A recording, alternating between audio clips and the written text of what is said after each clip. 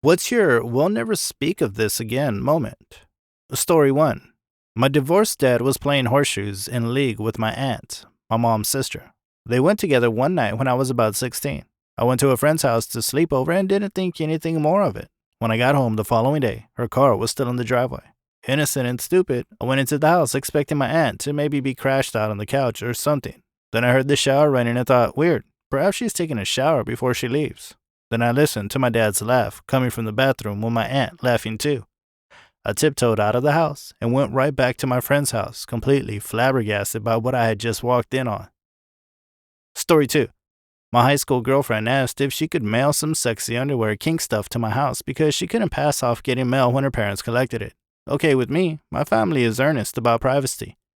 However, my neighbor wasn't, and the mailman delivered it to her house. She opened it, not realizing it was addressed to my house. She panicked, not knowing what to do, and brought it to my house. Unfortunately, I wasn't home, so my older sister collected it and left it on my bed.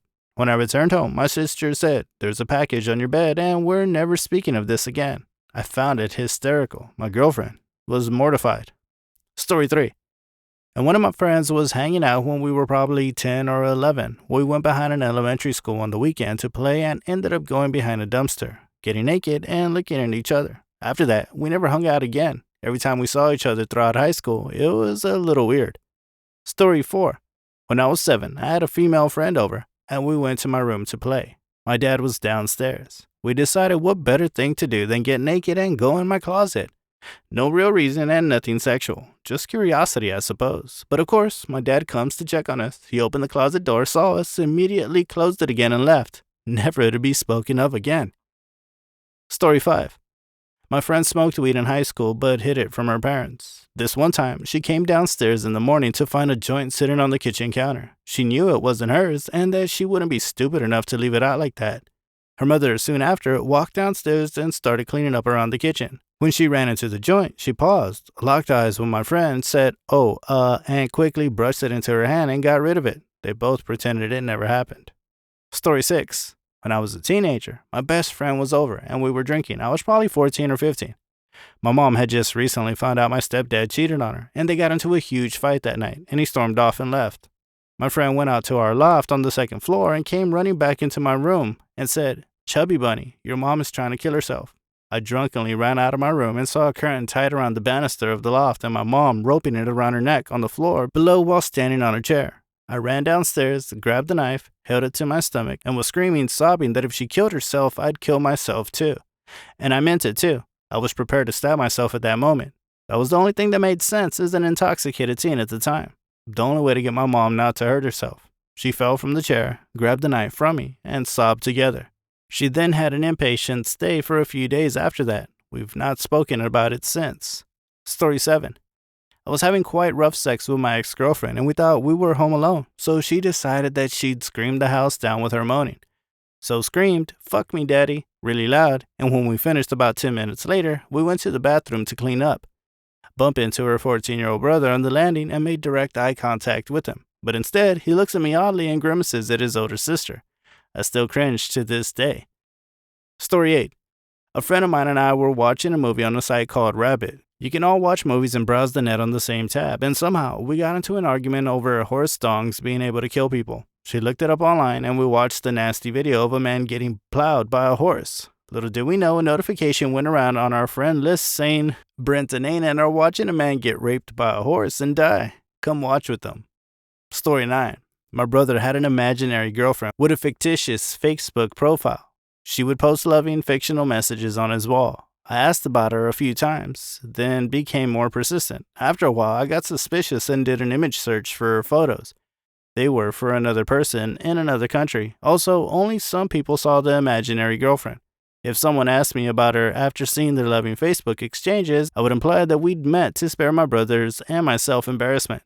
Eventually, he stopped talking about the imaginary girlfriend and she stopped posting imaginary things. I'll never ask what happened to her. He'll never mention her again. Story 10. In middle school, my crush's mom and my mom drove the same SUV with similar license plates. After school one day, I ran up, hopped in my mom's car, and started talking. I looked at her when she didn't talk back and hadn't left the pickup line. She was not my mom. I look to my right and my crush is standing outside the car, looking at me like I'm crazy. I sheepishly got out and ran a few cars back to my real mom. A few years later, I moved back to the area and was a cashier at a local store. My crush came through the line and recognized me and started to say, "Weren't you that girl who?" I just interrupted with a yes, handed him his change, and quickly started the next customer. Story 11. My mom walked in on me getting a blowjob in high school. She immediately did a beeline in the opposite direction and said, "I didn't see anything." Then the girl and I ate dinner with them at our table, and we never spoke of it again. Story 12. When I was 17, a big photo radar ticket came in for my truck, something like 40 km over the speed limit. My mom was furious at me. "How dare you drive like a maniac? I raised you better," and all that.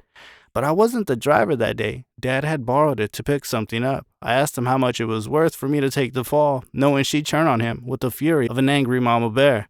And that's how I got myself a new HD TV that year. Story 13. My dad took my car to work one day because his car was in the shop getting fixed.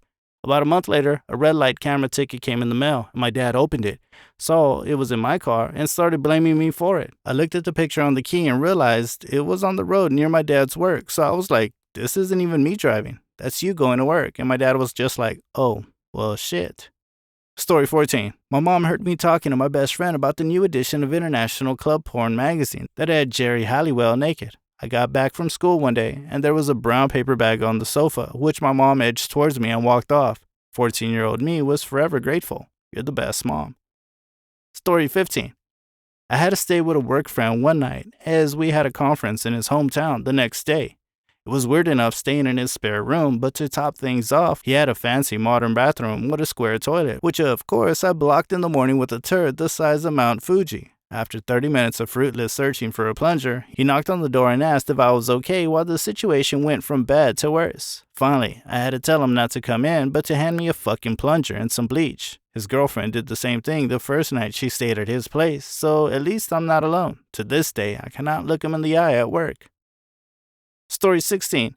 One day I was taking a poop and feeling very faint. I started getting cold sweats and feeling dizzy and lightheaded. In a panic, I shouted for my wife to help me. As she entered the room, I proceeded to faint, fell off the toilet, and rolled my body to the side to prevent injury. Mid-fall, a solid turd torpedoed out of my butt across the floor, leaving a trail of poop smear.